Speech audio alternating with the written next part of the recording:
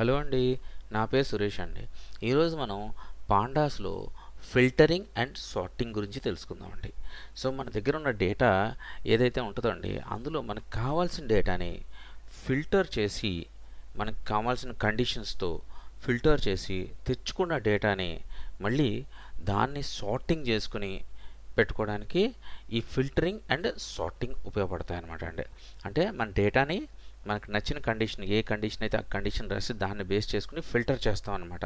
Filter చేసిన వచ్చిన డేటాని మనకి ఒక ఆర్డర్లో ఉండాలి కాబట్టి, either it is ascending order descending ఆర్డర్లో ఉండాలి కాబట్టి దాన్ని సార్టింగ్ చేస్తాం అనమాట అండి. సో ఈ రెండు ఫంక్షన్లు మనం ఇందులో ఎలా చేస్తామన్న విషయాన్ని మీకు చూపిస్తానండి. సో ఫస్ట్ మనం పాండాస్ని ఇంపోర్ట్ చేసుకుందామండి.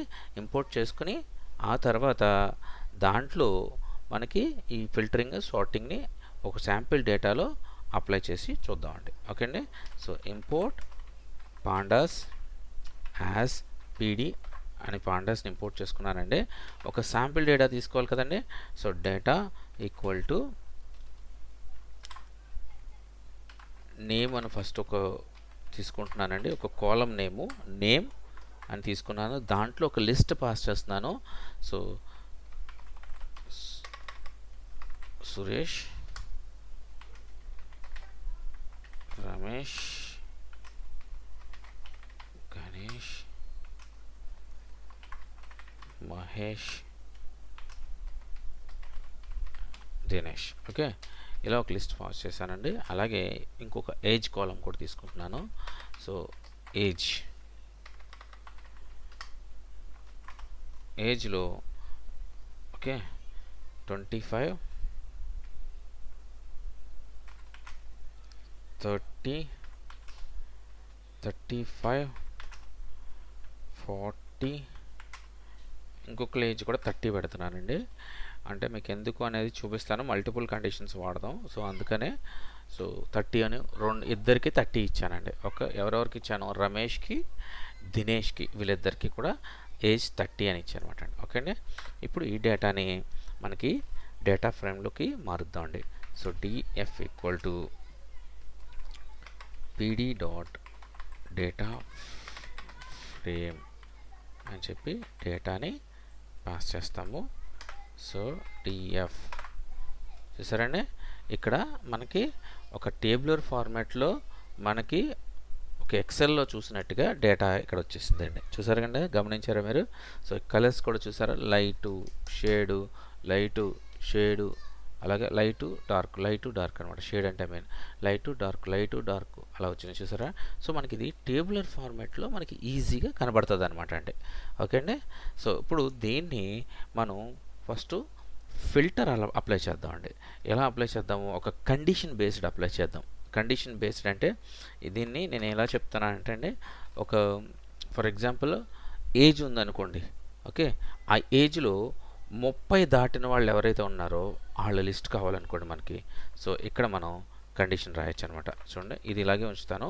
సో మనకి క్లారిటీ ఉంటుంది కాబట్టి. సో ఏజ్ దాటిన తర్వాత కండిషన్ రాస్తున్నానండి. సిఓఎన్ కండిషన్కి CON1 అని పెడుతున్నాను. మనం మల్టిపుల్ కండిషన్స్ రాద్దాము. ఫస్ట్ ఒక కండిషనే రాస్తున్నానండి. ఓకే అండి. CON1 అని పెట్టి ఇక్కడ నేను ఏం చేస్తానంటే, మనకి 30 ఏజ్ దాటిన వాళ్ళు మాత్రమే కావాలి కాబట్టి డిఎఫ్ మనకి దీంట్లో 30 ఏజ్ దాటిన వాళ్ళు కావాలి అని అంటే డిఎఫ్ ఏజ్. ఓకే, ఇక్కడ నేమ్ ఎలా ఉందో అలాగే ఇవ్వాలండి. ఓకే, సో ఆ నేమ్లో okay greater than 30. Okay, so ఇలా ఇస్తే కొంచెం గ్యాప్ ఇద్దాం, క్లియరిటీగా ఉంటుంది. Okay, so greater than 30 condition 1 రాసామండి. ఇక్కడ మనకి ఏజ్లో 30 కంటే ఎక్కువ ఎవరైతే ఉన్నారో వాళ్ళు మాత్రమే ప్రింట్ అవుతారండి. చూడండి, CON1 అని పెట్టాను. CON1 ఎంటర్ చేస్తున్నానండి. చూసారండి, ఇద్దరు మాత్రమే ఉన్నారు.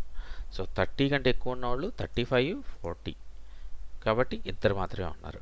ఓకే, 25 పెట్టాను అనుకోండి. 25 చూసారా, 25 తర్వాత ఎంతమంది ఉన్నారండి, ఇక్కడ 4 ఉన్నారు. సో అందుకనే 4 మెంబర్స్ మనకు వచ్చేసారు. సో ఇలాగా ఒక కండిషన్ బేస్డ్గా మనం ఫిల్టర్ చేసుకోవచ్చు అనమాట. అంతే కదండి. ఇదే కండిషన్లో మల్టిపుల్ కండిషన్స్ వాడచ్చండి. చూడండి, కాన్2 అని రాస్తున్నాను. కాన్2 అని ఒక వేరియబుల్ తీసుకున్నాను. ఇప్పుడు మనం మల్టిపుల్ కండిషన్ ఫిల్టర్ చేద్దామండి. సో మల్టిపుల్ కండిషన్ ఫిల్టర్ చేయాలంటే ఇక్కడ డిఎఫ్ అని ఫస్ట్ది ఖచ్చితంగా కామన్గా తీసుకోవాలండి. ఎందుకంటే మనం డిఎఫ్లో డేటా ఉందన్నమాట అండి. ఓకే, దాని లోపల 2 కండిషన్స్ రాయాలి కదండి. సో ఫస్ట్ ఒక బ్రాకెట్లో ఒక కండిషను, తర్వాత ఇక్కడ మధ్యలో అండ్ కండిషన్ వాడుతున్నానండి.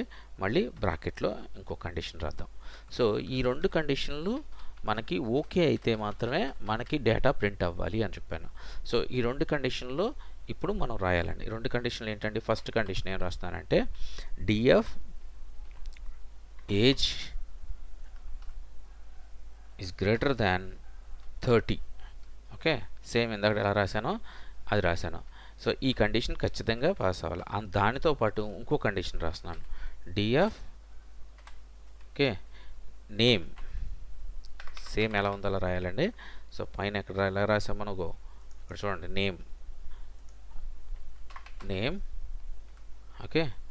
సో నేమ్ ఇక్కడ నాట్ ఈక్వల్ టు అని పెడుతున్నానండి. ఎందుకు నాట్ ఈక్వల్ టు అని పెడుతున్నానంటే చూపిస్తాను. ఇందాక మీకు ఏజ్లు 2 30లు ఇచ్చాను చూసారండి. సో ఆ 2 30ల్లో మనం ఇచ్చే పర్సను దినేష్ అయ్యి ఉండకూడదు. అంటే ఒకవేళ కానీ దినేష్ వస్తే ఆ దినేష్ని ఇగ్నోర్ చేయమని చెప్పేసి చెప్తున్నాను అనమాట అండి. ఓకే, సో ఇక్కడ సింగిల్ కోట్స్ పెట్టి దినేష్ అక్కడ ఎలా ఉందో సేమ్ అలాగే దినేష్ ఇవ్వాలి. ఇక్కడ నేను 30 పెట్టానండి, ఇక్కడ 25 పెడతాను, మీకు క్లారిటీగా ఉంటుంది. ఎందుకు 25 పెడతానంటే 25 తర్వాత ఎవరైతే ఉన్నారో వాళ్ళు రూల్ ప్రకారంగా అయితే మనకు 4 రావాలి, అవునా కదండి. అయితే ఇందులో నేను దినేష్ని ఇగ్నోర్ చేయమని చెప్పి ఒక కండిషన్ రాశా. అంటే మనకు 25 తర్వాత ఉన్నోళ్ళు కావాలి, కానీ అందులో దినేష్ ఉండకూడదు. అది మన కాన్సెప్ట్. ఓకే, సో కాన్2 చూసారా, దినేష్ లేడు.